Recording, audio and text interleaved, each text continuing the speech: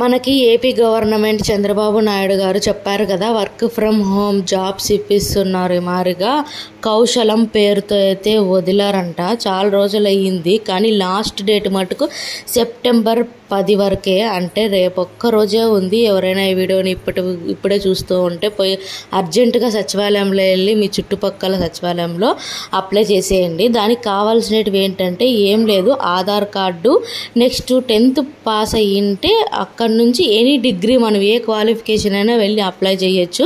ఆ సర్టిఫికేట్ ఒకటి, ఆధార్ కార్డు ఒకటి తీసుకొని వెళ్తే సరిపోతుంది. నేను 10th mark list, Aadhaar card తీసుకొని వెళ్ళాను అనమాట. ఆన్లైన్కి ఎక్కించి అయితే అప్లై చేసి వచ్చేసాను సింపుల్గా. ఇంకొక రోజే టైం ఉంది, ఎవరైనా తొందరగా వెళ్ళి ట్రై చేయండి. మా ఆయన వస్తుందో రాదో, ఎందుకు ఊరికే ఈ ప్రయత్నం అంటే ప్రయత్నించింది ఫలితాన్ని ఆశించకూడదు కదా, ఏమంటారు? కరెక్టే కదా. ప్రయత్నించడం మన బాధ్యత, ఫలితం దానంతటా అదే వస్తుందో రాదో మనం చెప్పలేం కదా. ట్రై చేయాలి ముందు. ఏమో నా వంతుగా నేనైతే అప్లై చేసేసి వచ్చానన్నమాట ఊర్లో ఉన్న సచివాలయంలో.